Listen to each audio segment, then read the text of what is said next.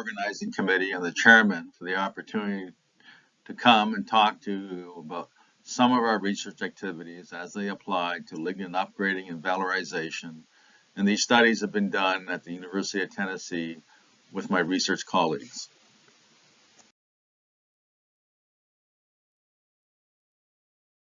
This talk is lignin important and what can you do with it? Indeed, the research from people in this audience and throughout the global community have shown that lignin is a primary component of the recalcitrance of biomass. That is, the difficulty associated with biologically deconstructing biomass to simple sugars that can then be fermented to ethanol or other important chemical commodities. To address the recalcitrance of biomass and the lignin component, one can either do a pre-treatment first, as shown in the top, and then do enzymatic hydrolysis. This gives you the sugars that you can use for sugar fermentation, and this will end up yielding ethanol or an associate alcohol. And what you're left with then is a lignin stream, but this lignin stream, to some extent, is contaminated with other byproducts, proteinase material, and usually you have to clean this lignin up. Alternatively, over the last decade, there has been a compelling research story developing in which we do a pre-treatment that removes lignin first, as we see in the bottom line of this slide, where we extract the lignin out. The cellulosic rich stream then is much easier to undergo enzymatic hydrolysis, and then you can simply do fermentation, and this gives you your biofuel. But the question in both of these approaches really is what to do with the lignin. Lignin valorization, improving lignin processing in the biorefinery, we highlighted the opportunities by which one could use a transgenic plant that has altered lignin either amounts or basic constituents that would facilitate its extraction and its conversion to fuels, chemicals, and materials, and also facilitate ease of processing the plant polysaccharides to biofuels. If you go in the literature, just one example from Tribot, there are a host of applications that one can then use the lignin for, all the way from materials to chemicals, to films, to paneling and composite applications, and to foams. And in the following slides, we'll discuss some of our contributions to this field of study. Perform research directed at lignin valorization, one of your first questions you have to address is what kind of lignin do you have? There are two primary tools that determine the answer to that question. The first is what is the biomass that you're starting with, and the native lignin in native biomass. And the second is how are you isolating that lignin from the biomass? This is an age-long question.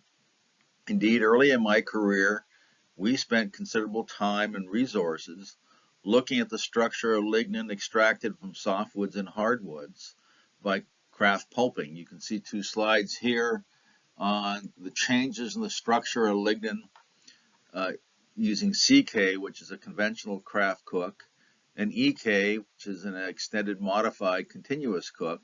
And you can see changes in the structure of lignin despite the fact the chemical makeup of the kraft cook was the same. Simply by varying the digester technology, you can influence the nature of the structure of lignin that you extract. Fast forwarding into our work more recently, we have looked at both aqueous and organic solvent pretreatments. This is some of our data from dilute acid pretreatment of poplar. And we see that one can change the nature of the syringal guaiacol ratios and the C5 substituted phenolics in during a dilute acid pretreatment. One also gets a change in the, let's say, the parahydroxy content, which is highlighted in green in the lignin after pretreatment. Not only do we have changes in the phenolics, as shown below in the table, depending on the pretreatment conditions and the time, molecular weights of this material changes, and the polydispersity values change, all of which will impact post-processing of that lignin for material applications. What to do with lignin is an old question. It is a question that has been around in the forest products industry, specifically the pulp and paper industry, for decades. The main answer in forest products is to use that lignin for combustion to secure the power that a pulp and paper mill needs in both drying of pulp, pulping, and concentration of the black liquor. More recently, especially with the advent of biorefinery operations, which do not need as much heat and power, attention has been focused on using lignin either for fuels generation, for chemicals generation, or for materials, in a sense that to capture greater value from this valuable feedstock that we have that's initially comes from plants and then is modified by whatever extraction procedure you use.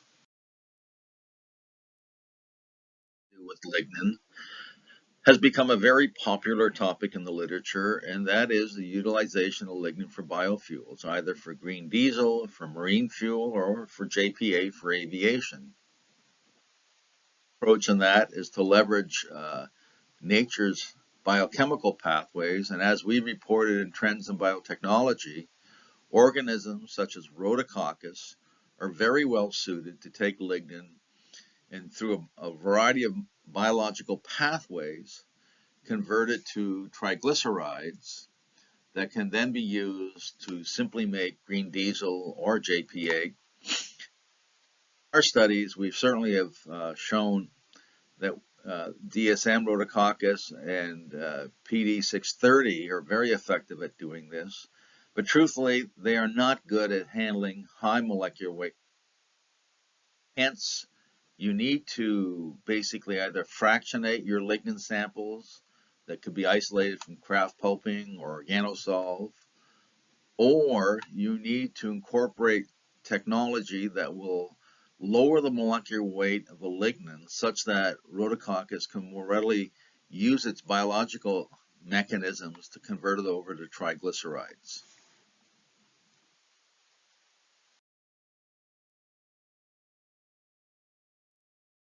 To biological conversion of lignin to biofuels or biofuel precursors, certainly the thermochemical approach has been heavily studied in the last 2 decades of thermochemically converting lignin to a fuel that can then fuel precursor that can be chemically upgraded to diesel or jet fuel. Some of our earliest studies, we showed that we could get roughly about 30 to 40% of a heavy oil. We also generated, as you can see here, generate a light oil, and you also generate a biogas and a char. And the generation patterns for this are all dependent upon your reaction conditions you're using, but typically this runs between 4 to 600 degrees C. And we explored, as shown on the bottom illustration, that a slow pyrolysis was not as effective as a fast pyrolysis for the decomposition of lignin into heavy and light oils that come from the thermal treatment of lignin. And what occurs during pyrolysis, one of the problems of a pyrolysis oil from lignin is it has too many oxygen groups still attached to the liquid components of the bio-oil that you generate. That is, you have aliphatic hydroxyl groups, guaiacyl hydroxyl groups, other phenolic hydroxyl groups, and you have some carboxylic acids also.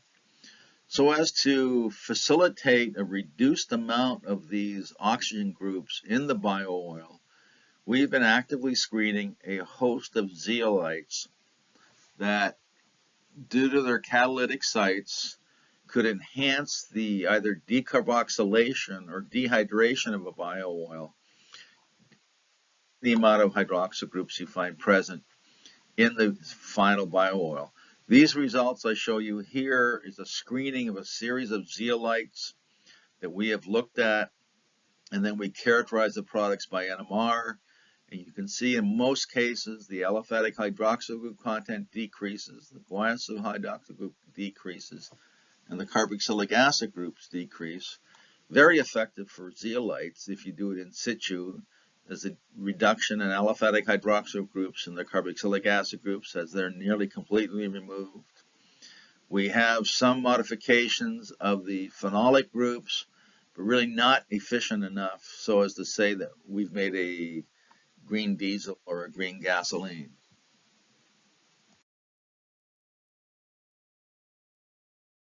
Expertise in NMR characterization of bio-oils and exploring different types of zeolites besides the ZM5s, we could show that certain zeolites use it with lignin and pyrolysis up to about 500 degrees C. We can reduce the methoxy group content of the aromatics by about 80%, and we can significantly cleave ether bonds, especially if we use FAU or BEA zeolites. And some of the zeolites were very effective at removing carboxyl groups. So, although this is not a complete solution, this is an easy application since we simply added the zeolites to the lignin during pyrolysis and achieve these chemical alterations in the bio-oil. Changes in functional groups upon using zeolites with lignin for pyrolysis, we see a clear decrease in the molecular weight of lignin, which is absolutely necessary if you want to get a fuel. And the products by GCMS, what we have is basically aromatic groups, some oxygen functionality, mostly phenolics, as you see on the right-hand side. And these are really precursors to possibly gasoline or substituted petrochemicals that could be used in a petroleum refinery. These zeolite pyrolysis lignin products, the bio-oils from pyrolysis of lignin in the presence of zeolite, we then examine the use of a catalytic hydrogenation stage, specifically ruthenium on carbon. And you can certainly see on the right-hand side that post-treatment, the aromatic signals in the NMR are all gone. So clearly we have hydrogenated all the aromatic components. We've got largely hydrocarbons. We have some alcohols, but it's largely hydrocarbons present. Whereas when we try to hydrogenate the heavy oil, we actually had much greater difficulty, and some of the aromatic components were still present. So the question is, what's the difference between hydrogenation of whole biomass pyrolysis oil or lignin pyrolysis oil, the heavy oil components, versus the light oil components?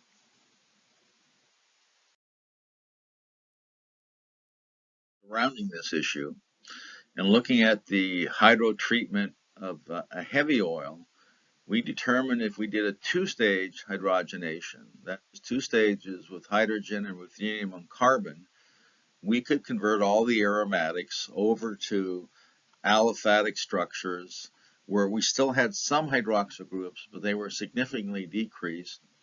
And part of the difficulty is just that this heavy oil is really difficult to get to interact with the catalyst.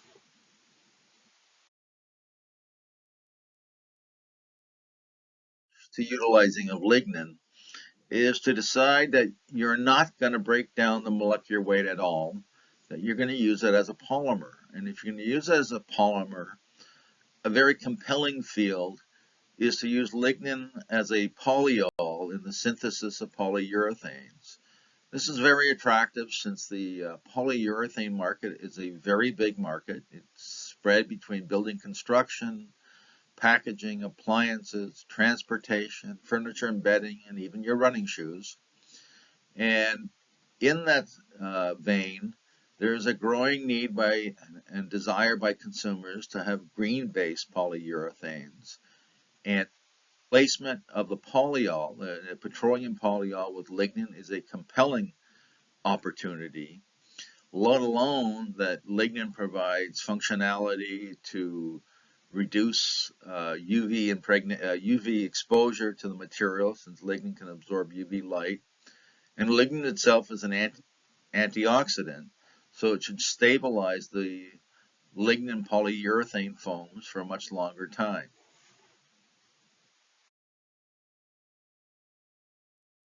Replacing a petroleum polyol with lignin, we expanded the hydroxyl groups in lignin by treating it with propylene oxide under basic conditions. This put basically an aliphatic hydroxyl group side chain on lignin. That increased the number of oxidated hydroxyl groups that you can use to make a polyurethane. And we use various amounts of this oxypropylated craft lignin and a polyol, PPO, that you see here in the yellow box. Then we simply treated it with diphenylized diazocyanate, and we got foams that you can see on the bottom. And perhaps most interesting was the sheer fact that we could use only a lignin polyol to successfully make these foams. Clear that if you were to make foams from polyurethanes using lignin, one of the things you must have is a closed cell structure, and we were able to maintain closed cell structure even using 100% lignin. Equally of interest is the ability you would like to have a density value of your lignin foams to be close to those of commercial foams, and this indeed was the case. So two critical parameters that must be addressed can be readily addressed by using this oxypropylated lignin in polyurethane synthesis. Properties of these polyurethanes, either with no lignin or up to 100% lignin replacing the polyols, we come with the interesting observation that the higher the amount of lignin you use to replace the commercial polyol, you can actually have improvements in compressive strain curves, indicating that these foams have higher physical strength properties than non real passion for making bio-based materials. So at one point in her research, not only did she use an organosolved lignin to make the polyurethanes, she reinforced this with 1 or 5% nanocellulose crystals. And you could see with the advent of adding crystals up to about 5%, we had dramatic increases in the strength properties, presumably because the nanocellulose now is starting to become a cross-linking agent along with the lignin to make this final composite.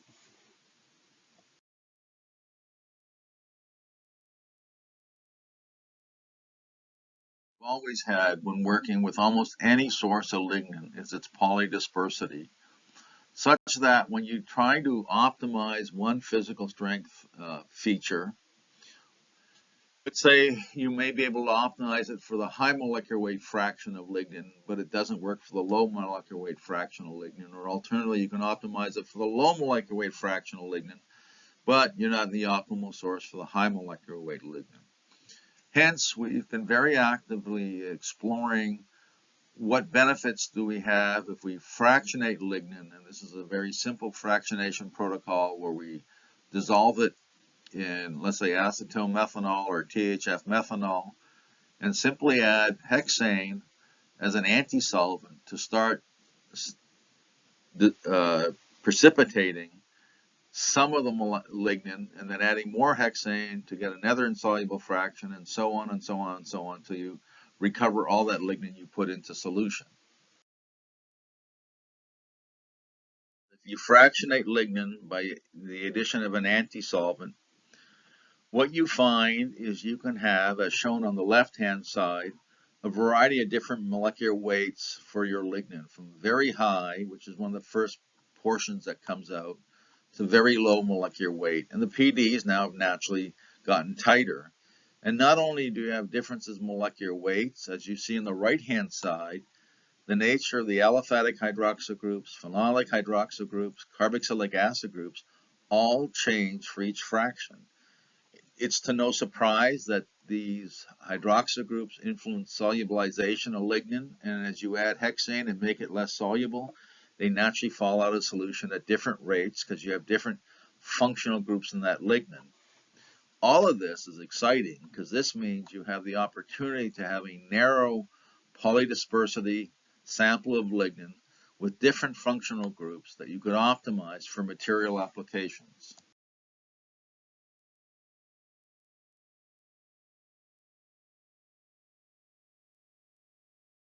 Fractionating lignin before making polyurethanes. This is with a fractionated Kraft lignin.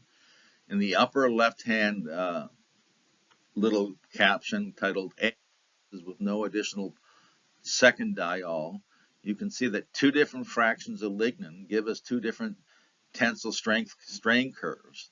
Likewise, if we add a second diol along with the lignin fraction, we can get different strength strain curves depending on the fractionated lignin that we have. So now we can really optimize strength properties dependent upon the fraction of lignin, and we can tailor the lignin according to the needs of the polyurethane that we're targeting.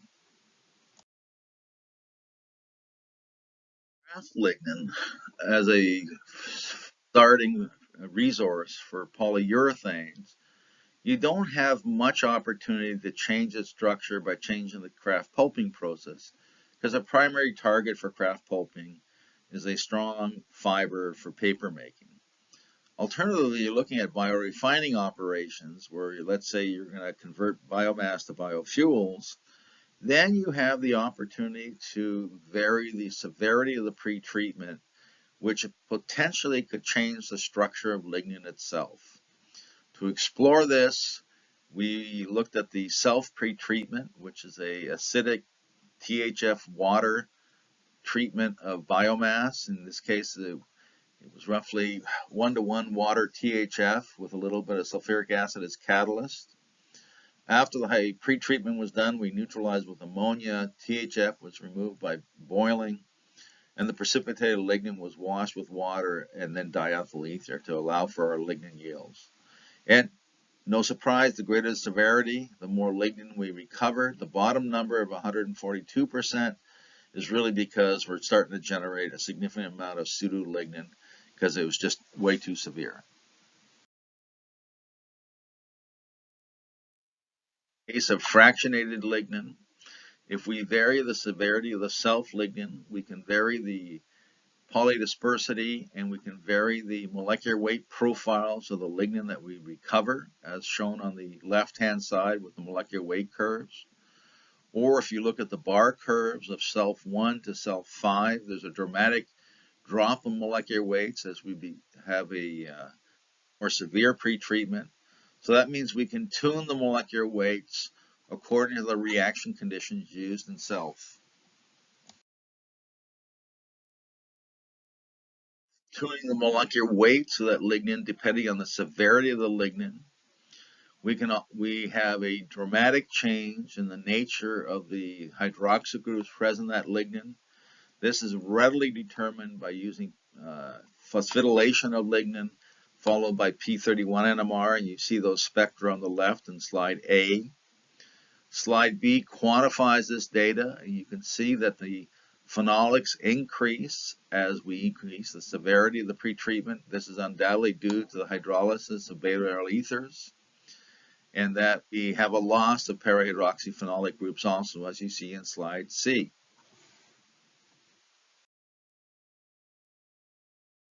We find the utilization of P31 NMR to analyze lignin coupled with HSQC, a valuable tool for allowing us to understand what is the nature of the lignin we have. And this shows you some of that data. We can see from the HSQC, which are shown on the left-hand side, that we have, as summarized in slide B, dramatic increases in the condensed G-lignin, some increases in the condensed S-lignin. And we have this big drop off in beta 4 content in the lignin as shown in slide A. So this really complements the P31 data. The P31 is very focused on characterization of hydroxyl groups in lignin, whereas the HSQC gives us information on the overall structural features of lignin itself.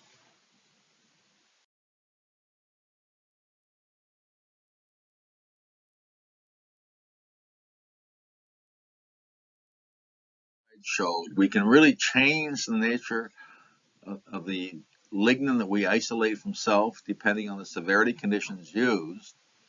And those changes, as summarized in this table, directly impact the tensile properties of self-lignin polyurethanes. In this case, Cl2, Cl3, and Cl4 give you tensile properties for a polyurethane made just with the self-lignin.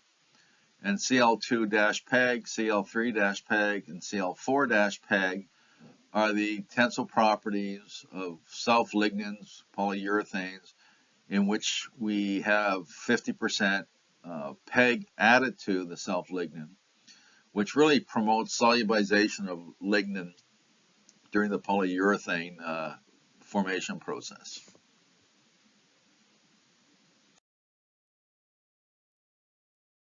Lignin as a material, many people have utilized it in composites. Most frequently, this is done by just mixing the two and passing it through an extruder. We examined if there were any benefits to utilization of lignin on a nanoscale, and we achieved nano-sized lignin materials by passing a softwood kraft lignin through a supermass collider to get them a particle sizes somewhere between 500 to 100 nanometers. Incorporating nanoscale lignin particles into a composite are shown in this slide, where we mixed it with PVA.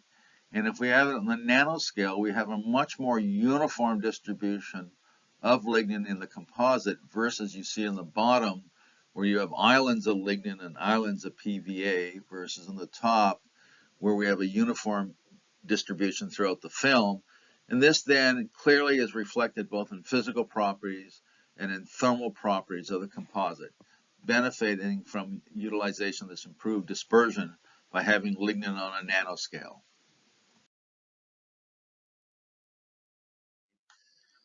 The advantages of using additive manufacturing, 3D printing, have become a compelling story in many research labs and industrial settings. There are numerous publications that have shown that you can use 3D printing for advanced, detailed materials, and that it has a variety of benefits that can now be leveraged for routine manufacturing of products. And we decided to explore the utilization of lignin in such a system, specifically with stereolithographic printing.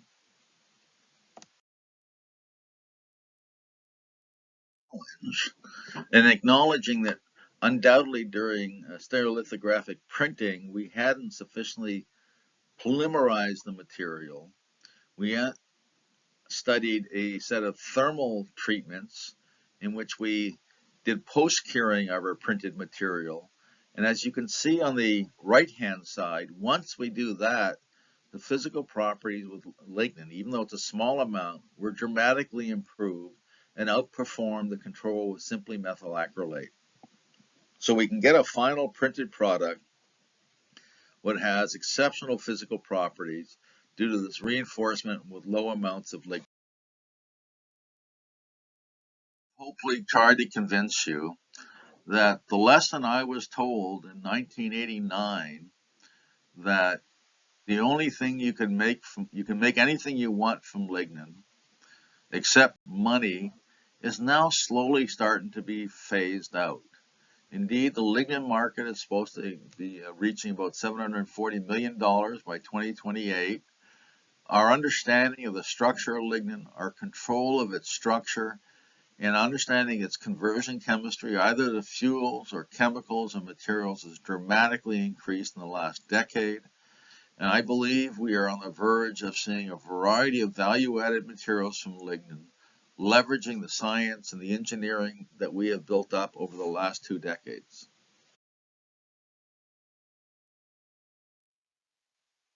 Regret not being able to come over, but uh, just not possible at this point. I'd also like to acknowledge the students that have been part of my group. This is a picture of our first Christmas celebration after 3 years of COVID. Uh, they are a dedicated group of students, researchers, scientists, and postdocs that really have allowed me to give this talk today. It has been a pleasure to work with them. I look forward to their successes and the future successes of students in my group or people that want to visit and come do research.